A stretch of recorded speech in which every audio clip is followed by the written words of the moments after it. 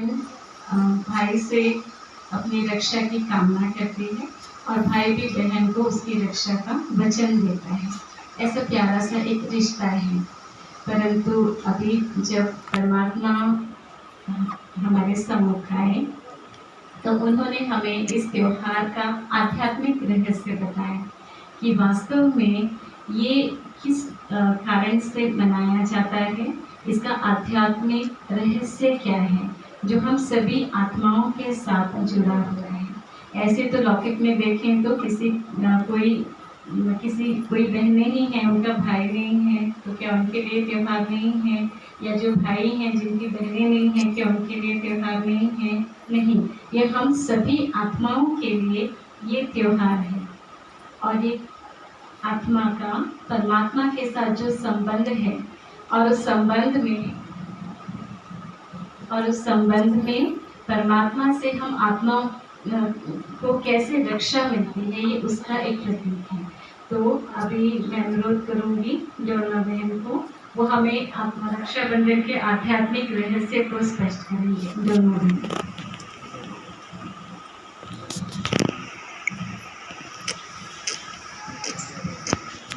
ओम शांति। परम पिता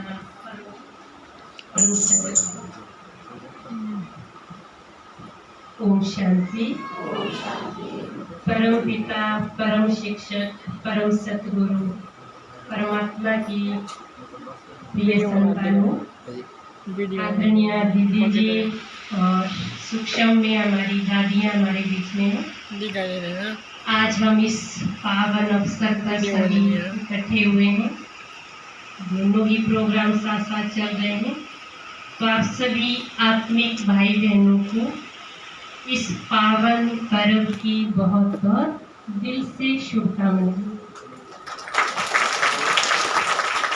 जो आज बाबा के घर में पहली बार ये रक्षाबंधन का त्योहार मना रहे हैं, वो जरा हाथ खड़ा करेंगे। अच्छा, बहुत थोड़े भाई बहने हैं जो पहली बार मना रहे हैं।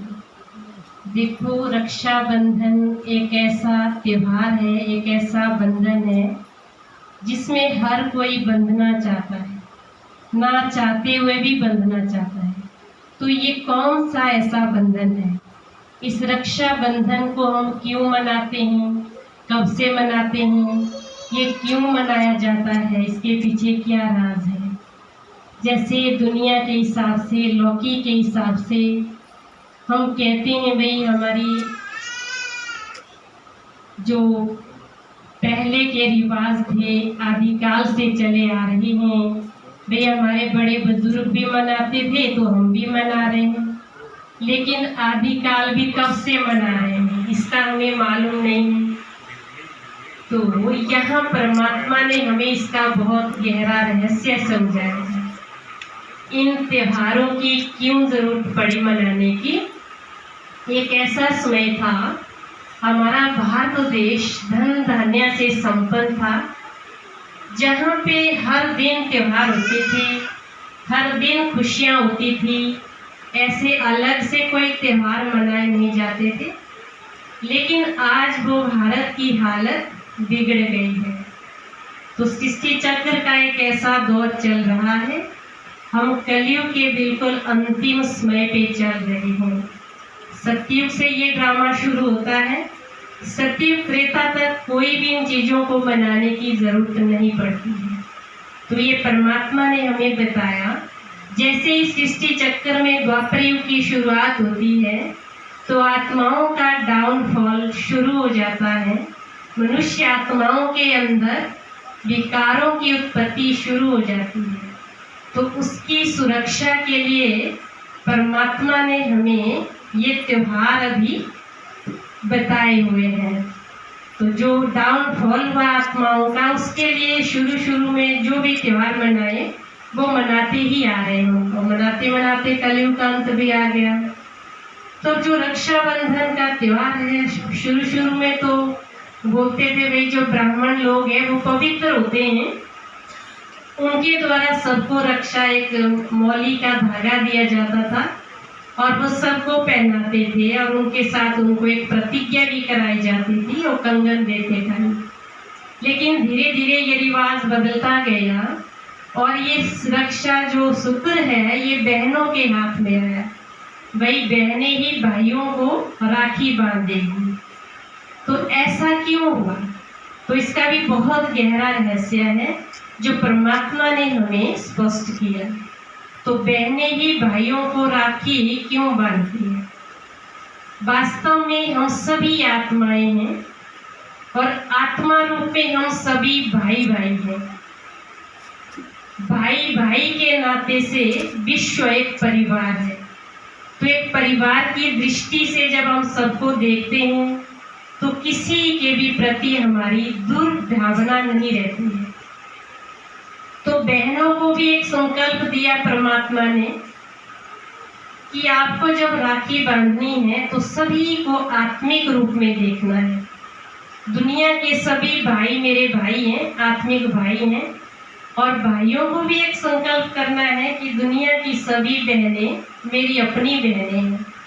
जब हमारी ये आत्मिक दृष्टि सबके प्रति बदल जाती है तो सच में एक भाईचारे का नाता शुरू हो जाता है और आपस का जो भेदभाव है वो खत्म हो जाता है। तो परमात्मा ने हमें हम सब की आत्मिक रक्षा के लिए पुरुषोत्तम संगम पर ये रक्षाबंधन का त्योहार ब्रह्मा कुमारी बहनों के हाथ में दिया कि आप सभी को पूरे विश्व की आत्माओं को आत्मिक ज्ञान दे करके उन्हें एक परिवार के सूत्र में बांधना है। सभी को एक आत्मिक दृष्टि देनी है। और जो कंगन है वो कंगन कौन सा है? ब्राह्मण तो पवित्र नहीं थे जो कंगन देते थे, लेकिन परमात्मा पिता ने, शिव बाबा ने हम बच्चों को पवित्रता का पहला पाठ पढ़ाया कि पवित्र बनो, योगी बनो। इसलिए ब्रह्मा कुमारी बहनों के हाथ में ये अथॉरिटी है। वो पूरे विश्व की आत्माओं को, चाहे वो भाई है, बहन है, छोटा बच्चा है, बड़ा बुजुर्ग है, वो ये रक्षा सूत्र देती है, परमात्मा के द्वारा दिया हुआ। तो इस रक्षा सूत्र को, ये जो हम कंगन आज पहनेंगे अपने कलाई पे, तो ये क्या है? ये हमें 5 विकारों से छुड़ाता है। तो आप सभी आज संकल्प करेंगे, बहुत प्रेम से इसको बांधेंगे और एक संकल्प लेंगे परमात्मा के आगे, एक दृढ़ प्रतिज्ञा करेंगे कि आज से मुझे अपनी कोई ना कोई एक बुराई को छोड़ने का कंगन बांधना है। और जो बहनें मुख मीठा कराती है भाइयों का, तो मुख मीठा कराने का मतलब है कि हमारे जीवन में मधुरता आए, हमारे जीवन में जो बुराइयों की कड़वाहट आ गई है, गिरावट आ गई है, वो एक दिन मिठाई खिलाने से हमारे रिश्ते नहीं सुधरेंगे, लेकिन हमारा लाइफ स्टाइल इतना मधुर हो जो आपस में हम बहुत प्रेम से अपना जीवन बिताएं। और फिर तिलक लगाते हैं। तो ये तिलक है विजय की निशानी। जहाँ भी हम रहे, जिस भी क्षेत्र में हैं, तो हमारी सदा विजय है। एक बहन एक भाई को थॉट देती है, संकल्प करती है कि भाई आप सदा विजयी रहना, आप सदा आगे बढ़ना, शुभ दुआएं देती है, लेकिन हमें सबके लिए देना है क्योंकि हम बाबा के बच्चे हैं। तो इस तरह से शिव बाबा ने हम बच्चों को संगम पर ये पवित्रता का कंगन पहनाया। हम सभी आत्माओं का रक्षक वो परम पिता परमात्मा है। तो बहन भाई की कब तक रक्षा करेगी? एक भाई विदेश में बैठा है, बहन इंडिया में बैठी है, मान लो भाई बहुत मुसीबत में, वो बहन कैसे रक्षा करेगी?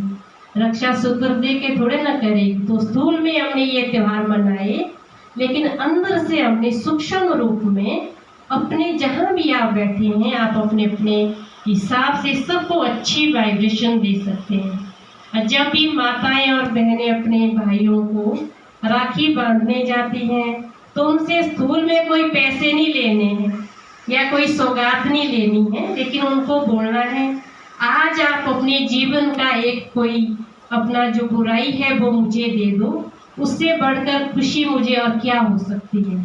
स्थूल धन देंगे, पैसा देंगे, वो थोड़ी देर के बाद खत्म हो जाएगा, लेकिन जीवन से एक बुराई चले गई तो वो भाई का जीवन भी श्रेष्ठ बन जाएगा। तो इस तरह से हमें ये मनाना चाहिए।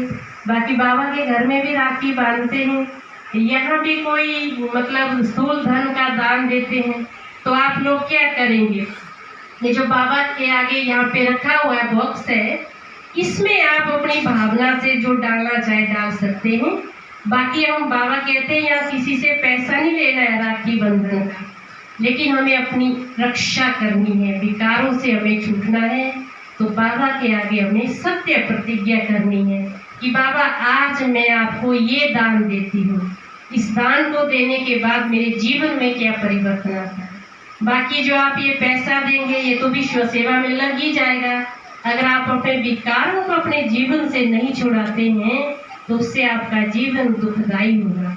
तो सच्ची राखी, सच्चा रक्षाबंधन परमात्मा के साथ तभी आपका रिश्ता बंधेगा जब आप उन जैसा प्रेम स्वरूप, ज्ञान स्वरूप, आनंद स्वरूप, शक्ति स्वरूप अपनी आत्मा को सशक्त बनाएंगे।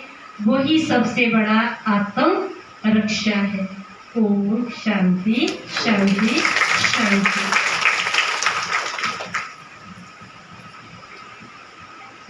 हम दोनों बहन का बहुत बहुत धन्यवाद करते हैं। बहुत सुंदर शब्दों में हमारे बीच में आध्यात्मिक रहस्य सच्ची सच्ची रक्षाबंधन का स्पष्ट किया। अब बारी है कि हम खुद एक अनुभवी दत्त जो हमारे बीच में है, हम भाग्यशाली जो हमारे बीच में आदरणीय बड़े दीदी जी हैं, जो साकार नोमा बाबा के समय के हैं, जिन्होंने 50 से भी अधिक वर्षों से अपना जीवन इस ईश्वरीय यज्ञ में समर्पित किया है और बाल्यकाल से ही लगभग आप इस ज्ञान मार्ग में चल रहे हैं। और आपने भी दादी जी के ही तरह बाल्यकाल में ही अपना जीवन इस यज्ञ में समर्पित किया था। कुछ विद्रोह भी परिवार को सहने पड़े थे क्योंकि ये उस समय समाज के विरुद्ध बातें थी, परंतु जो आत्माएं श्रेष्ठ होती हैं वो परमात्मा के कार्य में सहयोगी ही बनते हैं। तो दीदी जी के पिताजी ने वो सारी जो समाज की तरफ से थोड़ा सा विद्रोह हुआ था वो अपने ऊपर ले लिया। फिर हम इसको स्वीकार करेंगे। आप अगर आपके दिल में दृढ़ संकल्प है, अगर आप सच्चाई से इस रास्ते पर चलना चाहते हैं तो मेरी तरफ से आपको छुट्टी है। तो अपने पिताजी के सहयोग से और दादी जी ने पिताजी का नाम माला करके दिखाया। तो दीदी जी जो है हिमाचल की सेवा के लिए, खास मंडी की सेवा के लिए और यहाँ के अलग अलग जिलों की भी सेवाओं के निमित्त बने। सन 1973 में दीदी जी को यहाँ पर मधुबन से भेजा गया था कि आप यहाँ की सेवाएं करेंगे। उस समय यहाँ पे कुछ सेवाएं नहीं थी ताकि सब देवभूमि में भी हर एक आत्मा को परमात्मा का संदेश मिले। तो ऐसी महान विभूति आदरणीय शीला दीदी जी आज हम सभी के हमारे ऊपर छत्र छाया जिनकी है, तो अब हम दीदी जी के मुखारविंद से सुनेंगे। रक्षाबंधन का एक चिट्ठी मधुबन से हम सब बच्चों के लिए आई है। दीदी जी हमें वो भी सुनाएंगे और दादी जी के साथ के अपने अनुभव भी सुनाएंगे। दीदी जी।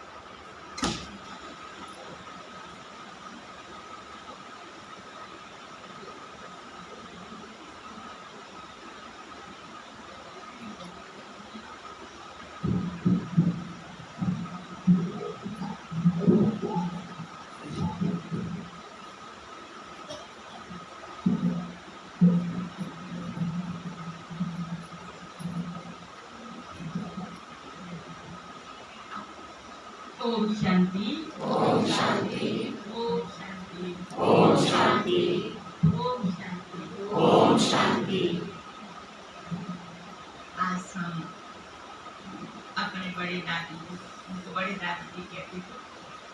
ये दो छोटे लेकिन उनको बड़े दादी कहते थे, क्योंकि आपने अभी थोड़ी देर पहले सुना कि बाप दादा ने, परमात्मा पिता ने उनको अपनी सारी जिम्मेवारियां जो ब्रह्मा बाबा के ऊपर थी, वो सारी जिम्मेवारियां दादी के ऊपर छोड़ दी।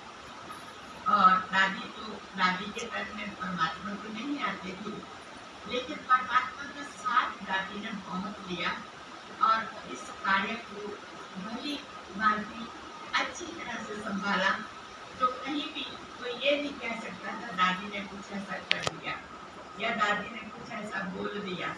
माना दादी की हर बात में कोई ना कोई रहस्य होता था और उस रहस्य को जो समझ लेते थे उनका जीवन ऊंच बनता गया, और जो नहीं समझते थे वो तो फिर अपने आप को समझ ही सकते हैं क्या हालत होती होगी। लेकिन दादी ने कभी भी किसी को ये बुरा नहीं सोचा, किसी के लिए बुरा बोला नहीं, किसी के प्रति कुछ ऐसा भाव नहीं रखा।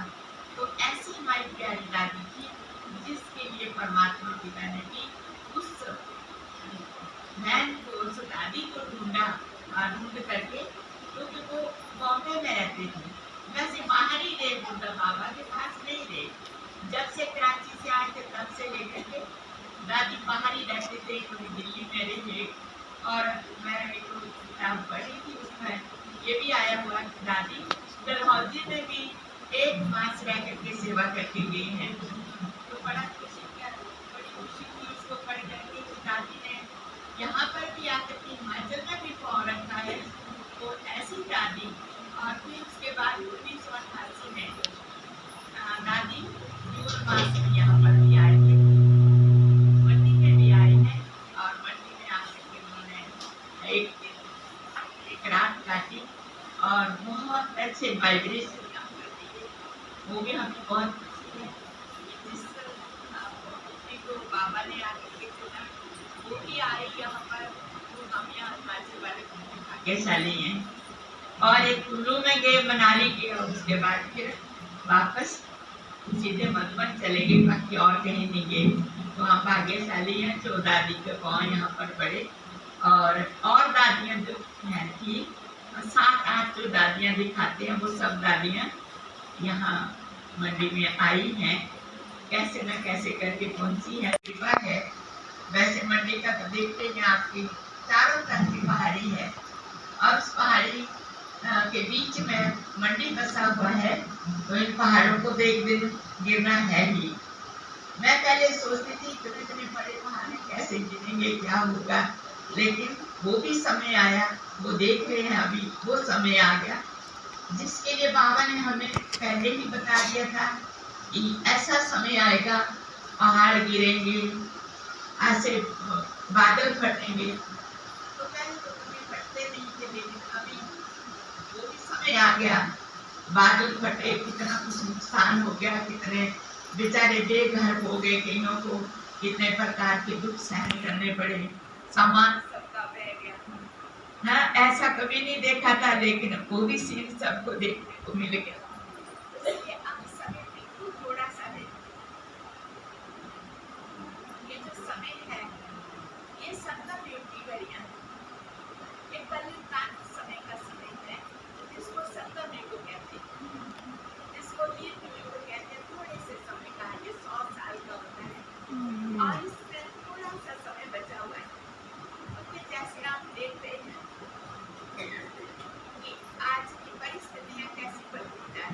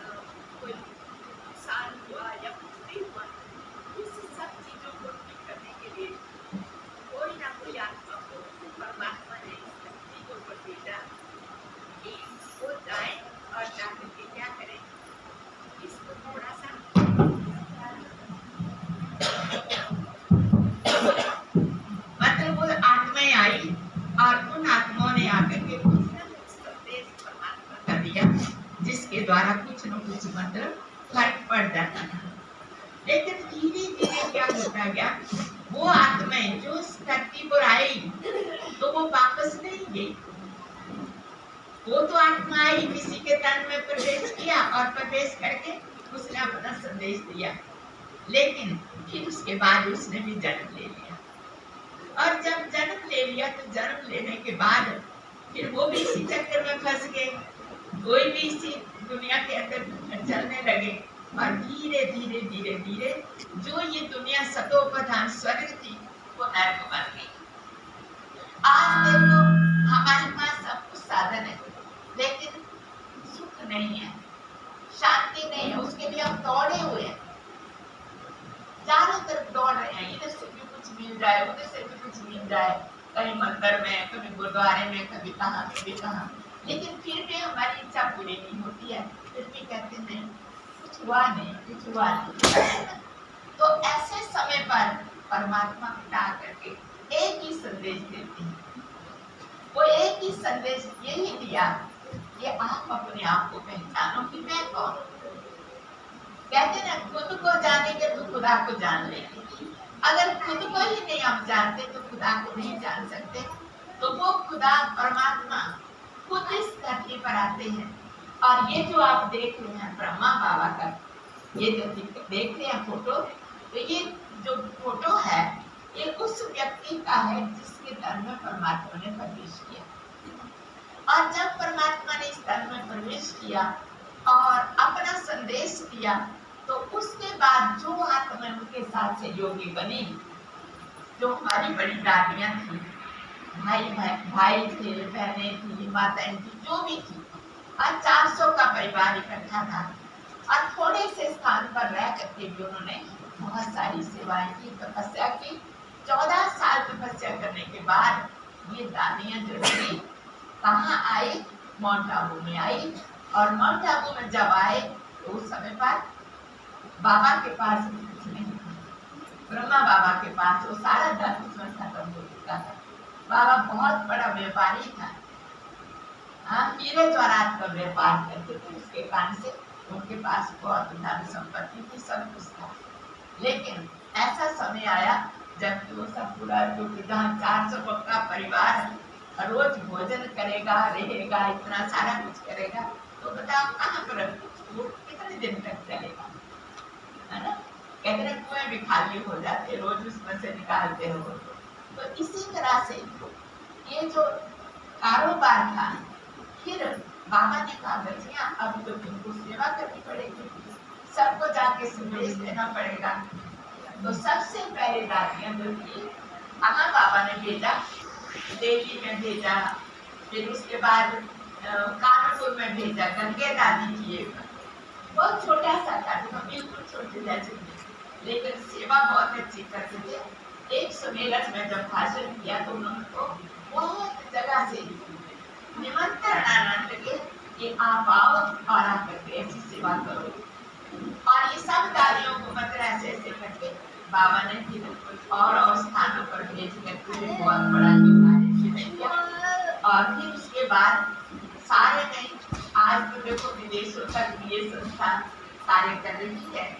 तो इसलिए मेरा तो आज यही आपके प्रति, आज रक्षाबंधन है और आज के दिन आप भी एक अपने अंदर महसूस भी करें और साथ साथ में अपने अंदर एक प्रतिज्ञा लें कि हम अपने जीवन को ऐसा बनाएं जो हमारे अंदर किसी भी आत्मा के प्रति, किसी एक आत्मा के प्रति भी कोई दुश्मनी न रह जाए, ईर्ष्या द्वेष न रह जाए, कोई भी बुराई न रहे। क्योंकि आज हर एक आत्मा किससे बनी हुई है, सभी को, किसी को जैसी हो रही है, किसी से कुछ हो रहा है, किसी से कुछ हो रहा है।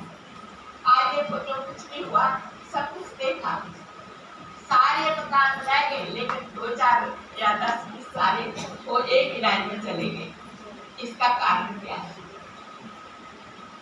कुछ तो कारण बना होगा ना, कुछ ना कुछ तो कोई चीजें लगी। तो सब ये कहते थे हमको विरोध तो आ ही जाता है। तो ये किसका कारण है? दुख का ही कारण है ना।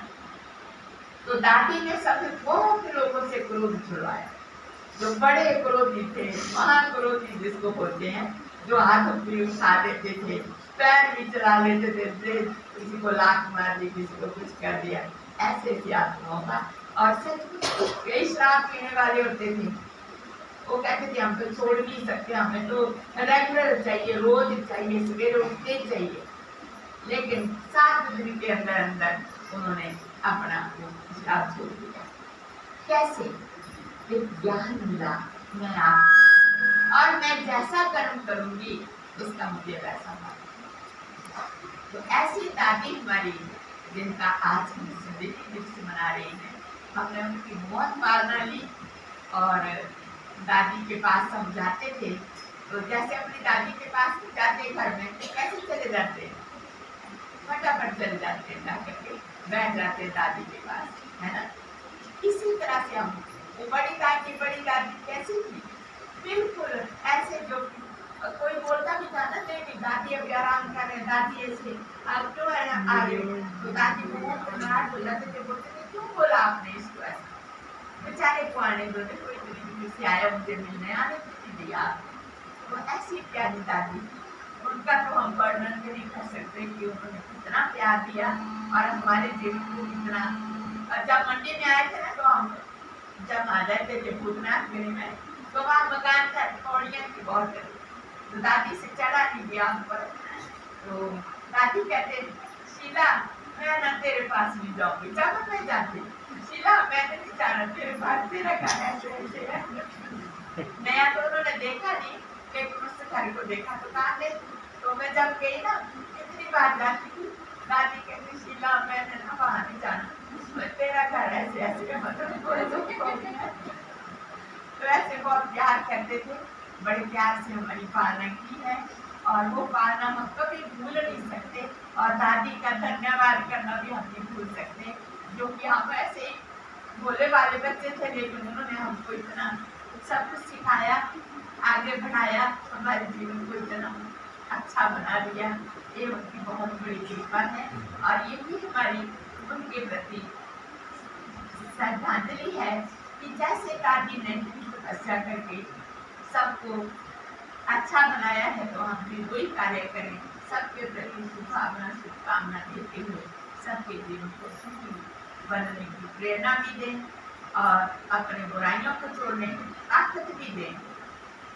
क्योंकि कई बार क्या होता है कि अंदर से कोई भी आत्मा सामने आ जाती है, और उसके प्रति जो भी उसके अंदर कोई बुराई होती है या कोई संकल्प होते हैं, तो वो भी अंदर विचार करके उसके प्रति शक्ति देते हैं कि इससे ये बुराई छूट जाए। ये कार्य हमारा है। तो दादी की हम बहुत सारी महिमा सुना सकते हैं, पर अभी इतने सुनाएंगे।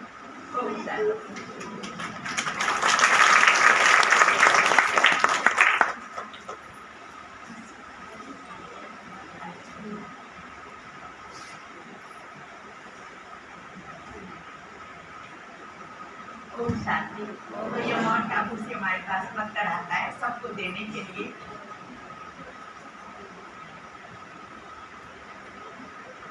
रक्षाबंधन के पावन पर्व की हार्दिक शुभ बधाइयां मधुर याद पत्थर। प्राण प्यार परम प्यारे अव्यक्त मूर्त माता बाप दादा के आशीर्वाद ले पवित्रता के बल से स्वर्णिम युग की स्थापना के निमित्त बने हुए देश विदेश की सभी अथक सेवादारी टीचर्स बहनें तथा सभी होली हंस ब्राह्मण कुलभूषण भाई बहने इस से संपन्न मधुर याद के साथ रक्षाबंधन के पावन पर्व की हार्दिक शुभ बधाइयां सभी बार।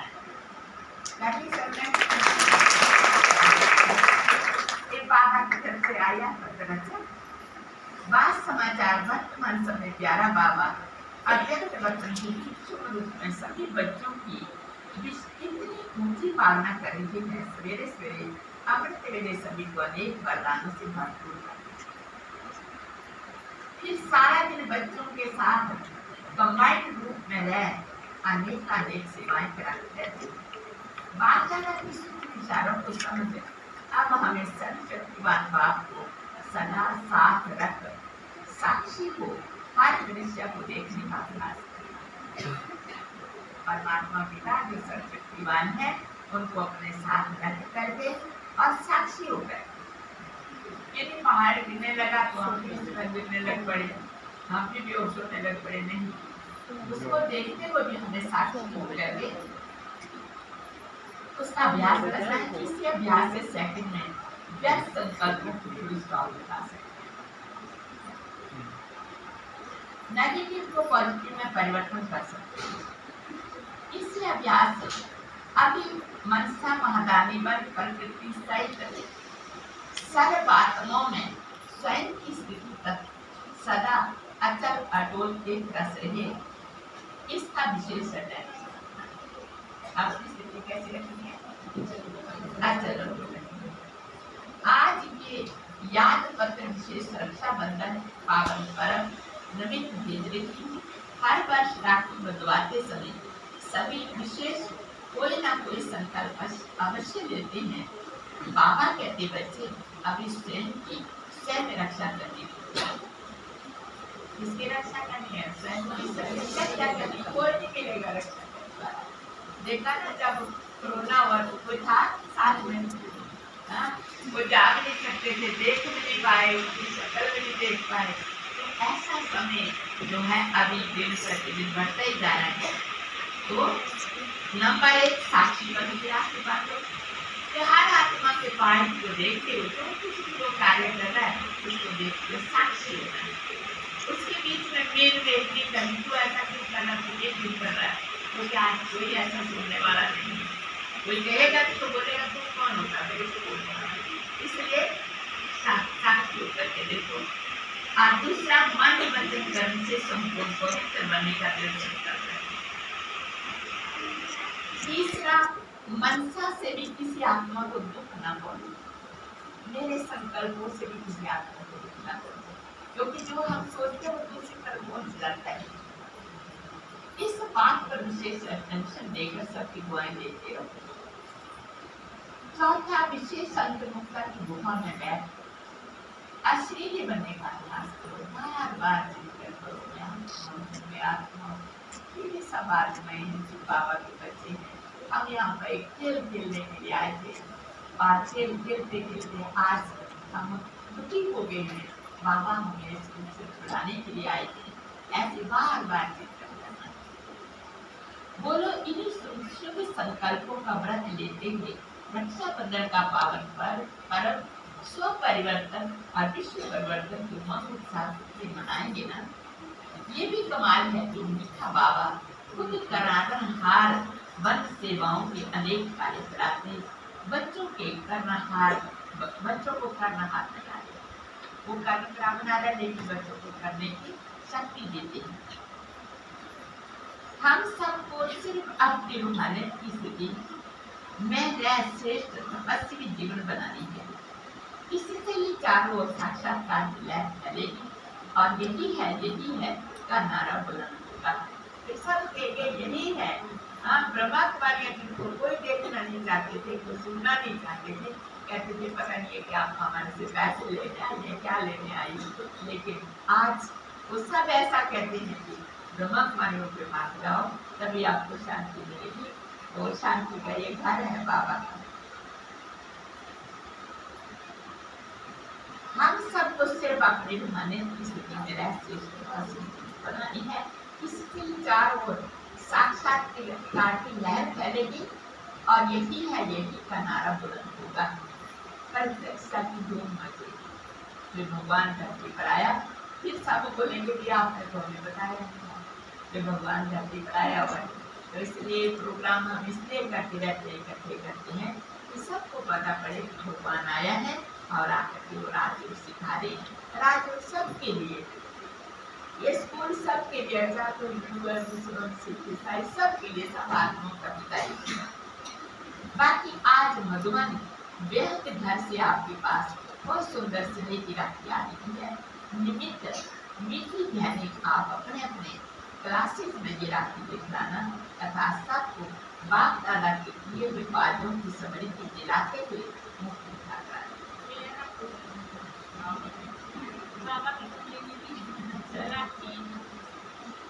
हाँ, मुख में मीठा कराना बोला। ये वायदे भी याद कराना कि आपने बाबा से क्या क्या वायदे किए थे। हर एक ऐसा ही समझे कि बाबा ने ये पावना दी हमें पर्सनली। क्या सोचे ये राशि जो है मेरे लिए बाबा ने वहां से दे दी। सबके लिए तो दे नहीं सकते वहां से। इसी शुभ भावना से हर एक राखी बंधवाए और दृढ़ता भरा शुभ संकल्प भी अवश्य करे। देखो हमारी बीच सभी दानियां व्यक्त रूप में आप सबको कितनी सूक्ष्म से बड़ी साकार दे रही है। मधुबन का बेहद परिवार भी आप सबको राखी के पावन पर्व की बहुत बहुत बधाइयाँ दे रहा है। अच्छा सर्व को याद ईश के सेवा में बीते रत्नों दादी एक ही दादी रह गई है। 8 दादियाँ थी जो मधुबन में रहा करती थी, लेकिन उनमें से एक ही दादी वो भी बहुत बुजुर्ग हो गए हैं, कोई 98 साल के हो गए। तो ऐसी दादियों को हमारे को कितनी पालना मिली होती है ना। ओम शांति। अभी हम सभी को राखी बांधेंगे और बड़ी प्यार से बाबा की राखी। ऐसा सोचना कि बाबा की राखी बाबा ने दी है। और अपने अंदर जैसे बताया बहनों ने कि आप कोई ना कोई अपने अंदर संकल्प लेना कि आज के बाद मैं क्रोध नहीं करूँगा, किसी भी बुरा नहीं करूँगा। कुछ भी मतलब संकल्प जो आपको लगता है कि मेरे अंदर ये कमजोरी है, कोई कमजोरी नहीं हो अंदर ना, डर लगता है, कुछ लगता है, बाबा आज ये मेरे से डर आप ही ले लो, मेरे को डर नहीं।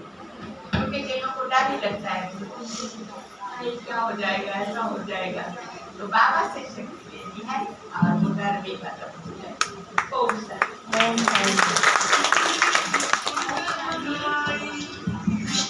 एक छोटी सी नदी से कुमारी है, उसको मन गाया है चलो रक्षाबंधन का त्योहार है तो भी डांस के द्वारा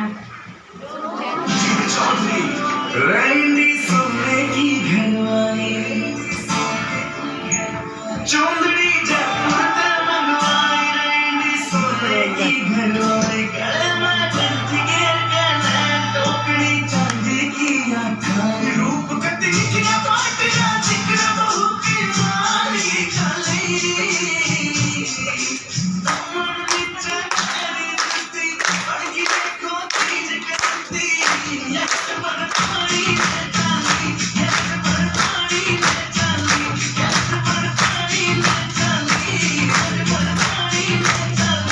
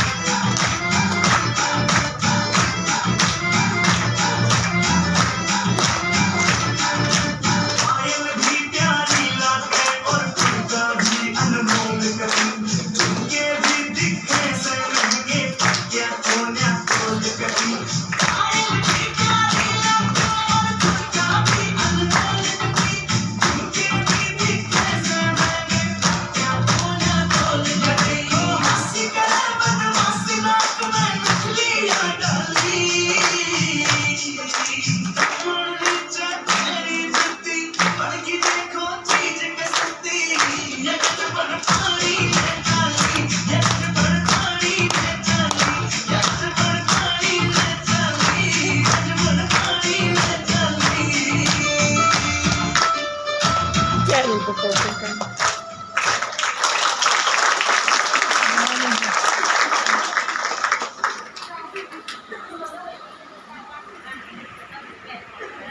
आउट कर दे ओके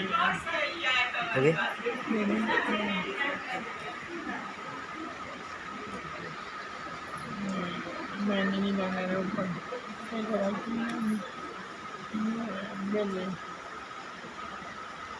मैं नहीं जाऊँगा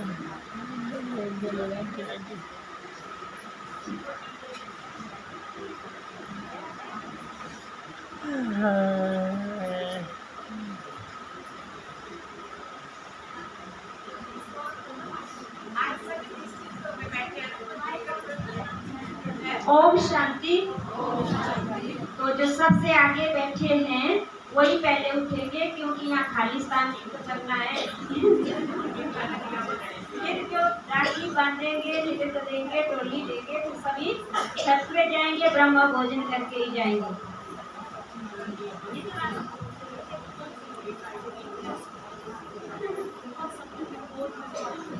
बहुत दूर से आए, जिनको कोई गाड़ी की सुविधा नहीं है, वो खड़े हो जाएं, पहले दिखाएं हमें कौन कौन जाने वाले जल्दी।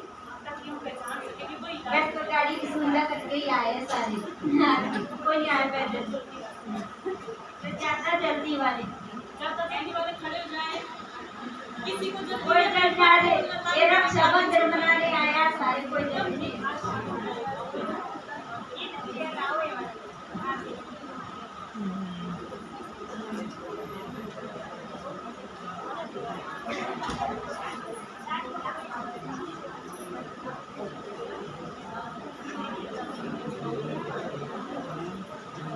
आउट कर दे जब